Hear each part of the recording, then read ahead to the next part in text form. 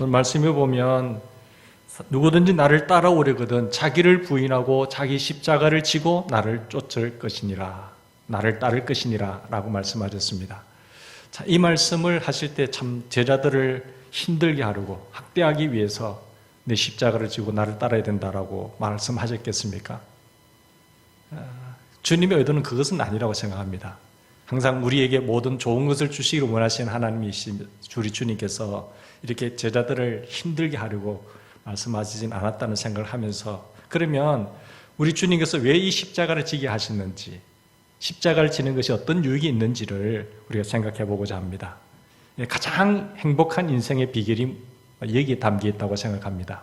왜냐하면 이 십자가의 의미를 주님께서 의도하신 바를 알려면, 십자가를 지라고 하신 그 의도를 알려면 주님이 십자가를 지신 이유를 알면 되거든요.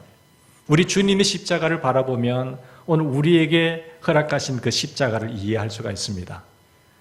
오늘 이 질문하실 때 예수님께서 가이사라 빌립보에서 제자들에게 물으셨습니다. 사람들이 인자를 누구라고 하느냐라고 하셨어요. 예수님의 공생의 가장 절정의 기한 때에 빌립보에 도착하셔서 사람들이 나를 누구라 하시 물으셨습니다.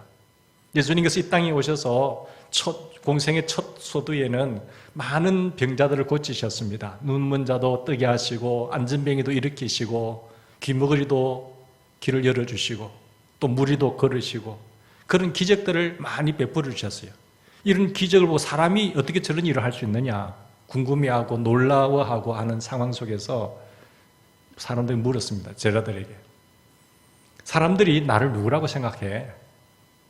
이런 기적과 이적을 행하는 예수님을 보고 사람들이 뭐라고 하느냐? 들으는요 엘리야라고도 하고요, 들으는 모세라고도 하고요, 많은 선지자 중에 한 사람이라고 생각합니다.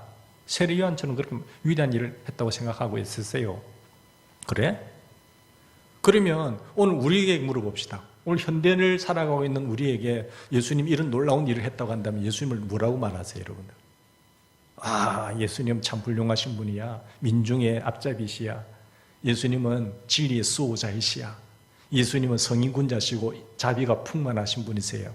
그렇게 말하시겠습니까? 저마다 사람들이 예수님을 만나고 아는 것만큼 이야기를 하시겠죠. 그래, 그럼 좋다. 제자들, 너희들은 나를 누구라고 생각하니? 물으셨어요. 그때 베드로가 용감하게 이야기합니다. 주는 그리스도시요 살아계신 하나님 아들이십니다. 이 세상의 주인은 그리스도입니다. 이 세상의 창조주는 하나님이십니다.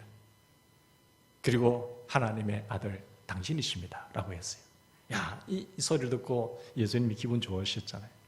칭찬하시면서 바요나 시므나 내가 복되도다. 그러나 이것을 알게 한 이는 네가 아니라 하나님 아버지께서 알게 하셨나니라. 그렇게 말씀하셨습니다. 자, 그러니까 네가 제대로 고백했고 네가 제대로 나를 파악했으니까 이 사실을 만방에 알리라고 했습니까? 그렇게 하지 않으셨어요. 칭찬하셨지만 예수님께서는 뭐라고 하셨는가 하면 이 일을 아무에게도 이야기하지 말라. 메시아라고 하는 사실을 아무에게도 말하지 말라. 그렇게 말씀하셨습니다. 왜 그러셨을까요? 그 당시에 로마의 압제 속에 있었고 식민지 아래에 있던 이들이 메시아가 오셨다, 우리를 구원하실 주가 오셨다라고 이야기한다고 한다면 가이사가 있는데도 불구하고 빌라도가 있음에도 불구하고 이분이 메시아고 이분이 우리의 왕이다라고 말한다고 한다면 전쟁이 일어나지 않겠습니까? 권력 투쟁 전쟁이 생겨날 것입니다. 로마 식민 정권과 예수 사이에 이 전쟁이 일어날 것은 뻔한 것입니다. 그래서 예수님께서 그렇게 되면은 궁극적으로 오신 목적을 못 이루기 때문에, 우리 인류의 죄 때문에 오신 그 일을 못 이루기 때문에 아무에게도 일하게 하지 말라고 하셨어요. 예수님께서 우리의 죄와 사망과 고통에서 구원하실 주이시지 어떤 부분적으로 해방시킬 민중의 앞잡이는 아니다라는 겁니다. 그리고 그것을 어떤 정권과 부딪혀서 생겨났다고 한다면 이 구원자, 구세주라고 하는 사실을 하나님의 궁극적인 목적인 이 뜻을 못 이루고 가실 것이기 때문에 이야기하지 말라고 하신 것입니다. 예수님께서 자신이 메시아라고 하는 것을 말하지 말라고 하시면서 자신이 어떤 메시아인지를 이야기하신 것이에요. 베드로에게 가르쳐 주셨습니다. 21절 보십시다. 이때로부터 예수님께서 자기가 예루살렘에 올라가서 장로들과 대제사장들과 서기관들에게 많은 고난을 받고 죽임을 당하고 내가 제3일에 살아나야 하리라, 이 사실을 알리게 된 것입니다. 내 메시아는 나는 이 일을 하기 위해서 왔다고. 나는 예루살렘에 올라가야 되고 그곳에서 고난을 받을 것이고 거기서 죽임을 당할 것이고, 그러나 나는 3일 만에 다시 살아날 거야, 이 사실을 알리기 시작한 것입니다. 나는 그런 메시아다. 왜 고난을 당하시고 죽임을 당하셔야 됩니까? 바로 영광을 받으시면 되잖아요. 그러나 하나님이 가진 시각은 이 메시아, 고난의 메시아입니다. 영광이 있지만 고난의 메시아가 먼저라는 것이죠. 메시아는 하나님의 백성들을 구원해 주도록 하나님에 의해서 기름 부음 받은 왕인데 왜 자신이 고난과 죽임을 당해야 하는가? 그 사실을 알게 하십니다. 때문에 베드로는 예수님 붙들고 말하잖아요. 항변합니다. 스승이 제자가 스승에게 항변하는 거죠. 일침에서 하지 말라고. 주여, 그렇게 하지 마시옵소서. 어떻게 당신이 예루살렘 올라가면 죽는단 말씀입니까? 우리를 해방시켜야 되지 않습니까? 이 압제에서 자유케 하셔야 되지 않습니까? 그렇게 말해야 되는데 하지 말라는 거죠. 주여, 그렇게 하지 마시옵소서. 이 일이 결코 주께는 이루어지지 아니하리라. 이야기를 듣고 있던 예수님이 뭐라고 하셨죠? 사탄아! 라고 하셨어요. 사탄아. 그렇게 훌륭하게 고백하고 이 세상의 주인은 당신이십니다, 그리스도십니다라고 했을 때에 놀라운 칭찬을 받았고 위대한 고백을 했던 그가 1시간 후에 사탄이 된 거지. 여기서 우리가 알 것은 그렇게 훌륭하게 고백 잘하고 신앙 고백하고 기도 열심히 하고 한다더라도 저 사람이 예배 잘 드리고 회의 때는 사탄이 될 수 있다는 겁니다. 나도 1시간 뒤에 세상에서 사탄이 될 수 있다는 사실이에요. 그래서 이 사탄이라는 게 사탄의 앞잡이가 되고 사탄 노릇한다는 게 뭡니까? 사람의 일을 생각한다는 거예요. 하나님의 일을 생각하지 아니하고 사람의 일을 생각하는 것이 사탄 노릇입니다. 베드로의 생각의 틀은 뭡니까? 베드로의 생각의 틀과 예수님의 생각의 틀이 다르죠. 예수님은 고난의 구세주인 것을 인간을 구원하기 위한 십자가의 사건을 이루기 위해서 오셨지만, 고난의 메시아로 오셨지만, 베드로의 생각 속에는 고난의 메시아가 아니라 영광의 메시아예요. 우리를 해방시킬 그 메시아. 그 생각의 차이잖아요. 그 틀이 바뀌지 않으니까 항상 사람의 일을 생각하는 거죠. 그리고 그 사람의 생각이, 자기 생각이 옳은 줄 알고 이게 정인 줄 알고 크게 항변하면서 막아내지 않습니까? 너 사탄이야, 너는. 내 일을, 아버지의 일을 그르치는, 이루게 하지 못하는 너는 사탄이야 라고 이야기하고 있는 것입니다. 오늘 내 인생의 삶에서 신앙생활을 한다고 하면서 내 욕심과 내 정욕과 내 이기심과 이것을 이루기 위하여 주님을 이용한다고 한다면 우리는 사탄의 도구가 됩니다. 예수님의 고난과 죽임을 많이 하는 베드로는 사탄 노릇을 하고 있지 않습니까? 고난과 죽음을 통하지 말고 바로 영광에 들어가라는 겁니다. 우리 예수님께서 광야에서 금식하시고 내려오셨을 때 40일간 하고 하실 때 마귀가 와서 시험하지 않습니까? 돌이 떡이 되게 하려고, 성경국대에 뛰어내리라고, 만천하를 너에게 줄 테니까 그 영광을 제시했지만 너는 사탄아 물러가라고 하셨어요. 하나님의 영광이 어디서부터 출발하는지를 모르게 하는, 그것이 바로 사람의 일이요 사탄의 일이라는 것입니다. 사탄의 조종을 받았기 때문에 예수 그리스도를 넘어지게 하는 자가 되는 것입니다. 이 넘어지게 한다는 것은요, 이 스칸달론인데 거침돌이라는 것입니다. 예수를 넘어지게 하는 것, 하나님의 일을 그르치게 되는 것, 스칸달론. 베드로가 예수 그리스도의 거침돌이 된 것은 하나님의 일을 생각하지 아니하고 하나님의 것들을 생각하지 않고 사람의 일들을 생각했기 때문에 라고 말하는 것이죠. 여러분, 우리의 많은 생각들이 내 머릿속을 지나갈 겁니다. 여러분, 어디에 초점을 맞추세요? 우리는 사람의 일이 아니라 하나님의 일에 집중하는 저와 여러분이 되기를 바랍니다. 사람의 것들이 아니라 하나님의 것들, 그것을 생각하는 사람이 되어야 됩니다. 오늘 문맥으로 볼 때 사람의 것들은 예수 그리스도께서 우리의 죄 때문에 고난과 죽임을 당하는 것이 하나님의 것들이에요. 그러나 그 죽임을 당하지 말게 하는 것이 사람의 것들이에요. 잠시의 편안함을 위해서, 잠시 안전함을 위해서. 사람의 것들은 자기를 부인하지 않고 십자가를 지지 않는 것이 사람의 것들이에요. 그러나 하나님의 것들은 자기를 부인하고 십자가를 지는 것이 하나님의 것들입니다. 하나님의 일들이에요. 하나님의 것들은 온 천하보다도 자기의 영혼을 더 귀중하게 여기는 겁니다. 현세보다도 내세를 바라보게 하는 것이 하나님의 일입니다. 그러나 현세만 바라보고 현세만 집중하게 만들고 미래를 바라보지 못하게 만들고 내세를 바라보지 못하게 만드는 것, 이 땅에만 집중하게 만들고 천국을 내다보지 못하게 하는 것이 사람의 것들이에요. 사람의 일들이에요. 그러나 하나님의 일은요, 하나님의 것들은요, 천국을 바라보는 겁니다. 영원한 것을 바라보는 것입니다. 그 생각과 그 마음이 하나님의 일이에요. 베드로는 신앙 고백을 분명히 한 이후에 이렇게 하나님의 것들보다도 사람의 것들에 휘말려 들었습니다. 현세의 이권에 휘말려 버린 거죠. 현세의 안일에 휘말려 버린 거죠. 당장 편한 일에 휘말려 버린 것이죠. 자기의 유익에 휘말려 버린 거죠. 자신의 뜻에, 하나님의 뜻보다는 자신의 뜻, 그리고 하나님의 생각보다는 세상 사람들의 생각에 더 중하게 휘말려 버린 겁니다. 너는 나를 넘어지게 하는 자다. 너는 사탄이야. 라고 말하고 있는 것입니다. 사랑하는 여러분, 오늘 우리는 어떠세요? 여러분은 바른 신앙 고백을 한 후에 어떠한 가치관에 끌려가고 있습니까? 고백은 번듯하게 하고 기도는 하지만, 예배는 드리지만, 예배 드리고 난 뒤에 1시간 후에 회의할 때 바로 사탄이 됩니까? 내 생각과 내 사고의 중심에 있어서 나를 움직이게 하는 것은 하나님의 일인지 아니면 사람의 일인지요? 어떠한 가치관에 끌려가고 움직이고 행동하고 있으십니까? 세속적입니까? 일시적인 것입니까? 그리고 현세적인 것입니까?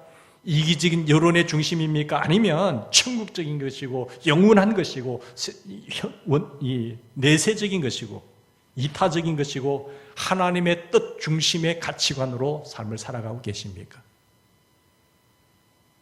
예수님은 베드로의 현세적 가치관과 달리 반드시 고난의 메시아라는 사실을 분명하게 밝히셨습니다. 예수님께서는 우리의 죄 때문에 하나님의 그 놀라우신 뜻을 이루기 위하여 오셨어요. 그것을 지는 것이 예수님의 십자가로 간다면 왜 그러면 우리 보고 이 십자가를 지라고 합니까? 예수님의 십자가는 고난의 십자가입니다. 그럼 우리의 십자가는 어떤 십자가일까요? 무슨 십자가입니까? 우리는 어떤 십자가를 지어야 됩니까? 예수님이 이 십자가를 지셨다고 한다면 오늘 내가 지어야 할 십자가는 무엇입니까? 우리는 십자가를 지지 않아도 됩니까? 예수님 다 지셨으니까 나는 십자가 필요 없어요. 우리는 그냥 영광만 받겠습니다라고 말씀하지 않으셨어요. 주님께서는 내가 이 십자가를 지셨기 때문에 누구든지 나를 따라오려거든 자기 십자가를 지어야 된다. 자기를 부인하고 자기 십자가를 지고 나를 따르라고 했어요. 주님이 이 십자가가 없다고 한다면 너는 안 져도 된다고 하면 안 져도 될 텐데 주님이 왜 이 십자가를 우리 보고 네 십자가를 지라고 하셨을까? 그리고 주님을 따르라고 하셨을까? 이게 우리 의문이에요.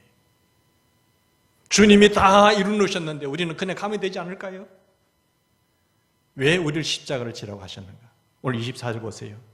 누구든지 나를 따라오려거든 자기를 부인하고 자기 십자가를 지고 나를 따르리라.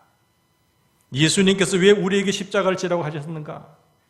이것 베드로에게 말씀하신 대로 우리는 하나님의 것들을 생각하지 않고 사람의 것들을 생각하는 경향이 있습니다.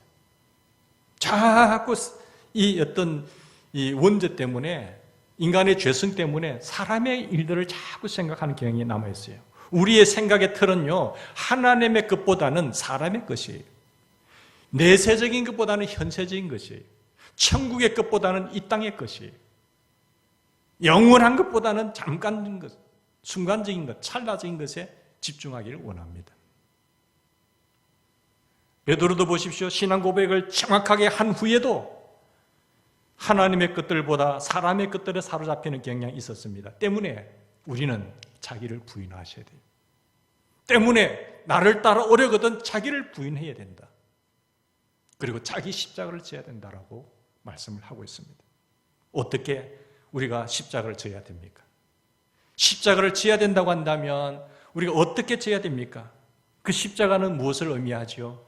24절 말씀 보십시다. 이 원문에 따라 지격하면요, 누구든지 내 뒤로 오필서 무 따라오려거든 자신을 부인하라. 부정과거 명령형이에요. 자신을 부인하라. 부정과거 명령형입니다. 자신을 부인하라는 거예요. 이것은 단호하게 우물쭈물하지 말고 단호하게 과감하게 확실하게 부인하라는 거예요. 그리고 자기 십자가를 지고도 부정과거 명령형입니다. 우물쭈물하지 말고 할까 말까 계산하지 말고 과감하게 단호하게 자기 십자가를 지라는 거예요. 그리고 나를 따를 것이라.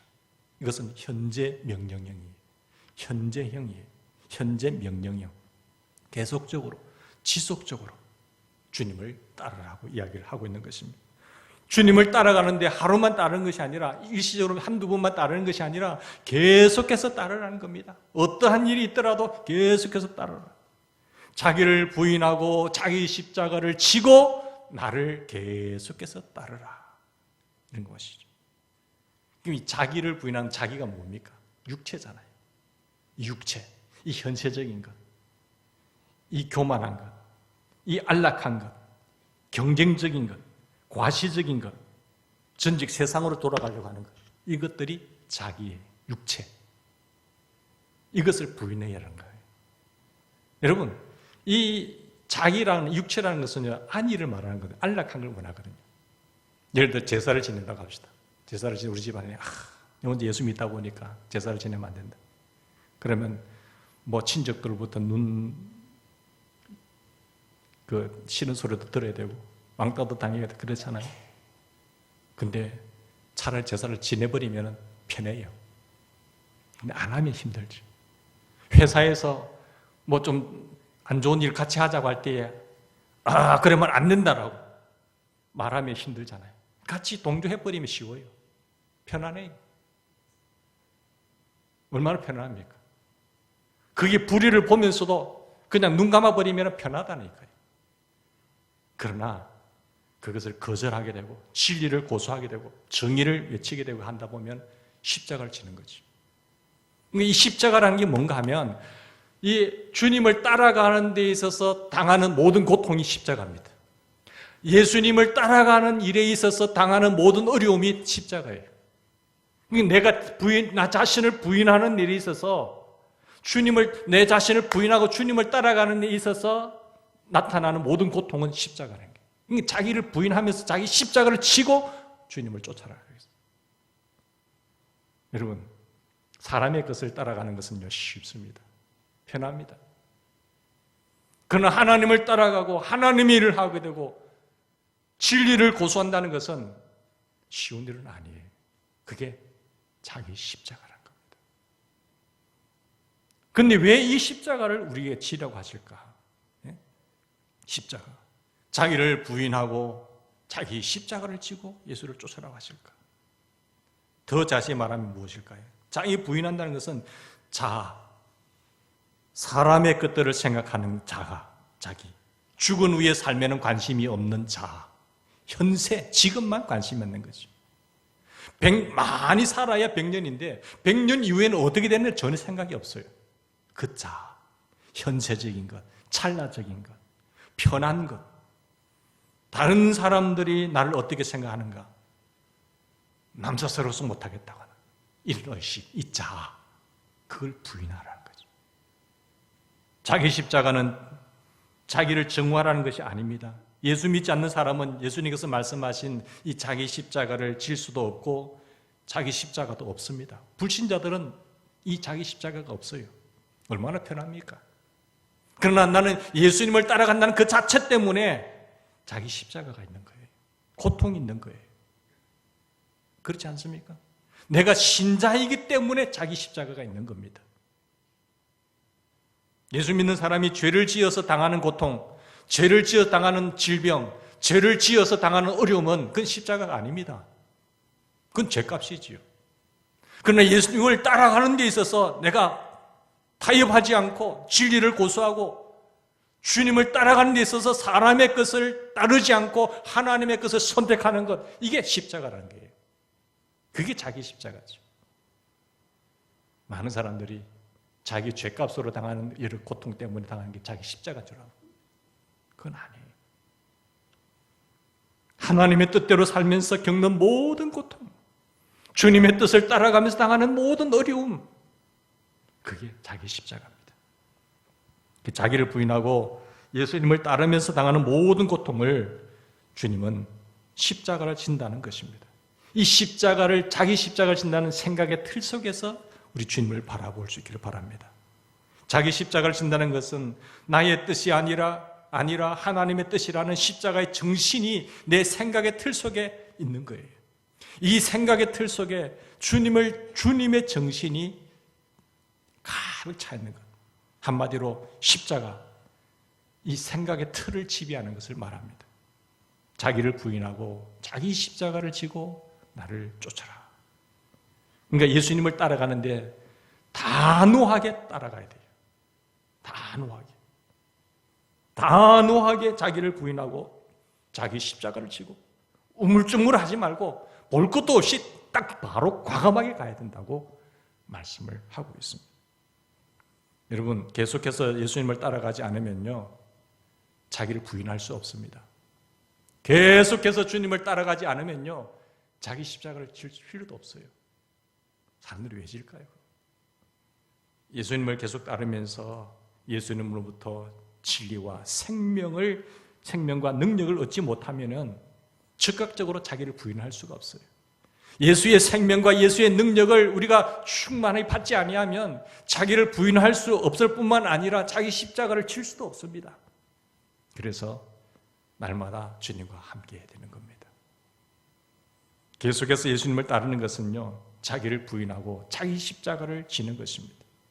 보이지 않는 예수를 우리가 어떻게 따라갑니까? 예수님을 따라가야 되는데 어떻게 예수님 보이지 않습니다. 그게 믿음으로 따라가는 거예요. 이 바울이 말했던 것처럼 내가 그리스도와 함께 십자가에 못 박혀 죽었나니 그런즉 이제는 내가 사는 것이 아니요 내 안에 그리스도께서 사신 것이라.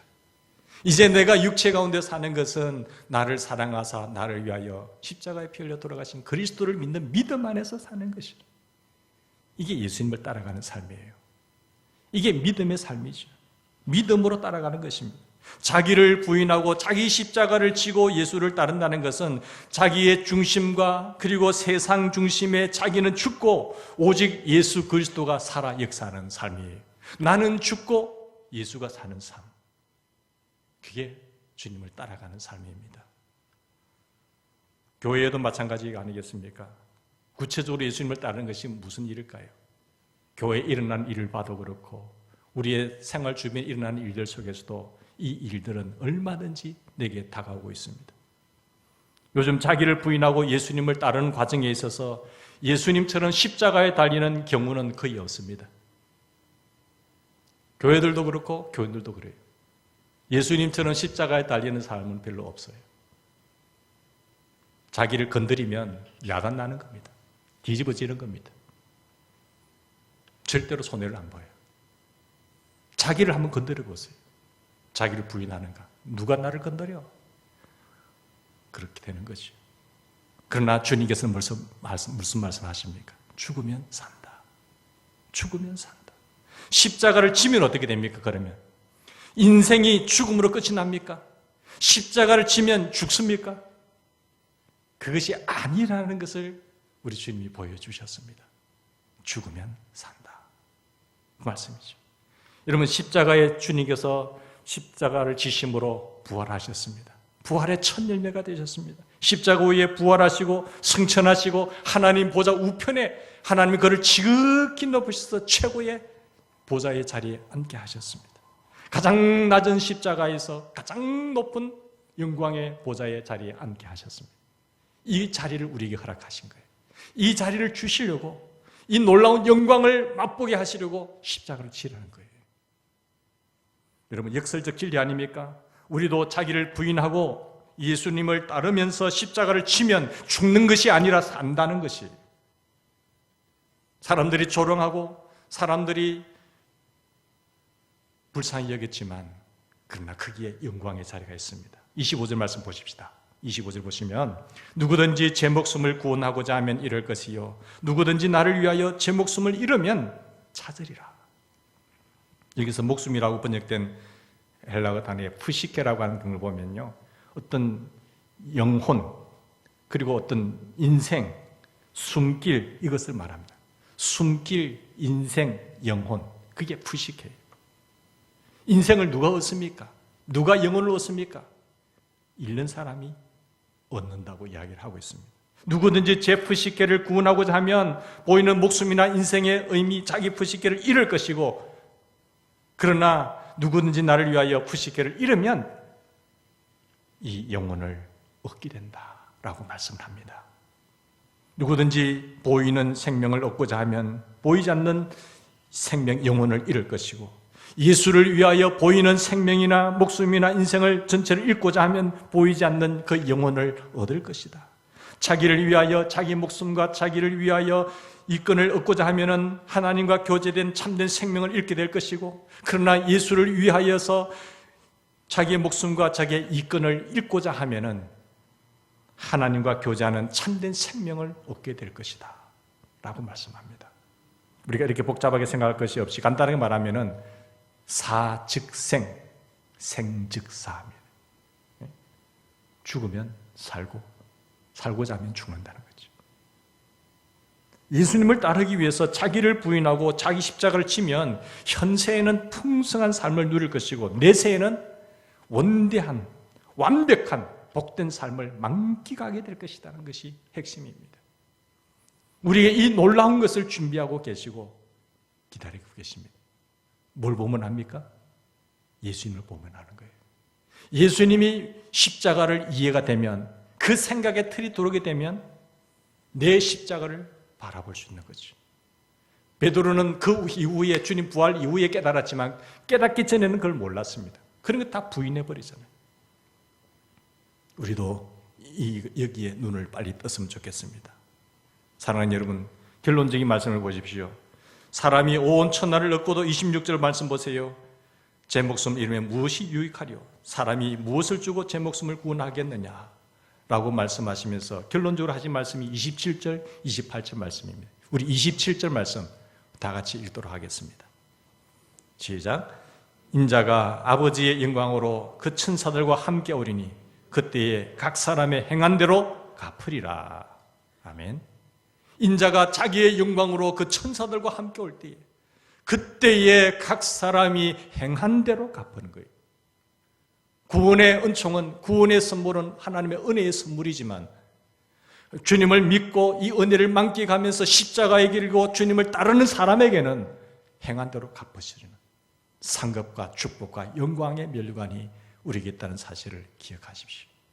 요한계시를 보면 내가 보라 속히 오리니 보라 줄 상이 내게 있어 각 사람의 일한 대로 갚아주리라. 이 땅에서의 갚아주는 것보다도 하늘나라에서 더 풍성한 것으로 지극히 높은 장소에, 높은 위치에 우리를 앉게 하실 것이다. 나를 보라, 나를 높이신 주님을 보라. 그래서 아무든지 나를 따라오려거든 자기 십자가, 자기를 부인하고 자기 십자가를 지고 나를 쫓아야 돼요. 그러면 이 영광의 자리에 앉게 되는 것입니다. 바울 보십시오. 그가 이 세상 예수를 믿기 전에는 자기가 잘난 줄 알았어요. 주님을 만나고 산을 3층쯤까지 갔다고 보니까, 하늘의 세계를 보고 보니까 나는 이 세상에 자랑하던 것 다 배설물 여기겠노라. 이제는 나는 죽고 예수로 사는 인생이 되겠노라. 왜 그랬을까요? 하늘의 신비한 세계를 보았기 때문에, 그 영광의 자리를 보았기 때문에 주를 위해서 십자가의 길을 걸어가게 되는 것입니다.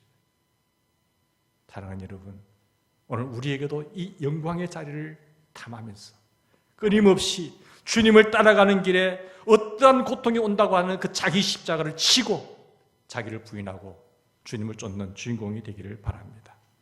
그렇게 할 때에 결국 그 사람은 인생의 실패자가 아니라 진정한 성공자가 되리라고 믿습니다. 세상도 지나갑니다. 그 정력도 지나갑니다. 오직 하나님의 뜻을 행하는 자는 영원히 거하느라고 했습니다. 세상이 영원한 줄 압니까? 100년 이상 가지 않습니다. 내 인생이 100년 더 살 것 같습니까? 다 지나가는 것이. 그러나 주의 뜻을 행하는 그 사람은 영원한 것입니다. 그래서 바울은 말합니다. 생각컨대 현재의 고난은 장차 앞으로 나타날 영광과 좋게 비교가 되지 않는가. 천국의 영광을 맛보면은, 천국의 영광을 바라보면은 세상의 영광과 자랑이 별 것 아니에요. 세상의 영광 뭐 별 것입니까 그게? 그 하늘의 영광을 못 본 사람이 세상 그 영광 자랑한다고. 야, 요랬다고 자랑한다고. 별 것 아닌데. 하늘의 영광을 바라보고 그 영광을 맛본 사람은 그 시시하게 여긴다니까요. 어디에 핵심을 걸까요? 하늘의 영광에 목숨을 거는 거예요. 생각한데 주님이 오실 때에 행한 대로 갚아주는 것입니다. 하늘의 놀라우신 영광이 우리에게 나타나는 것이죠. 그때에 각 사람의 각 행한 대로 갚아주리라. 17장에 보면 변화산에 올라가신 예수님 세 제자들과 함께 올라가잖아요. 그 제자들이 그 영광을 보았습니다. 그 영광을 바라보고 완전히 자세가 바꿔지지 않습니까? 여러분, 우리가 그리스도를 모를 때는 이 세상의 삶이 전부인 것처럼 살아가지요. 그러나 주님을 만나고 하늘의 영광을 바라본 사람은요, 영원한 삶을 바라보면서 살아가는 거예요. 이 세상은 영원한 삶의 서론에 불과한 것입니다.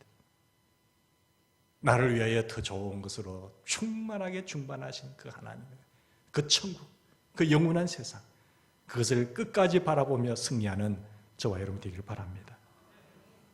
짐 엘리엇이라는 젊은 청년 선교사가 있었는데 남미 에콰도르의 인디언 선교를 떠났습니다. 근데 가자마자 죽어버렸어요. 큰 비전을 갖고 주님의 사랑을 가지고 남미 에콰도르로 갔지만 그 인디언들의 하나님을 알지 못하니까 죽여버렸다는 거예요. 그가 이런 말을 했습니다. 천국의 가장 큰 축복의 하나는 바로 이 땅에 있는 천국에 대해서 감사하는 것이다. 이 땅에 있는 천국이 무엇이냐? 결코 잃을 수 없는 것을 얻기 위하여 결코 보존할 수 없는 것을 주는 사람은 바보가 아니다 라고 했습니다. 결코 잃을 수 없는 것, 영원한 것이잖아요. 하늘에 있는 것, 그것을 얻기 위하여 결코 이 땅에 보존할 수 없는 것, 뭘 보존할 수가 있습니까? 하나라도 보존할 수가 있으세요? 이 땅에서 보존할 수 없는 것을 주는 사람은 바보가 아니다. 그 부인인 여인도 마찬가지지만 사랑하는 남편을 위해서 참 어리석지 않냐고 말할 때 어리석지 않습니다. 낭비했다고 말할 때 낭비하지 않았습니다. 그의 목적이었고 그것이 삶이었고 그것을 위해서 드렸습니다 라고 했습니다. 우리가 이런 삶에 대해서 주님께서 행한 대로 갚아주실 줄 믿습니다. 같이 기도하십시다.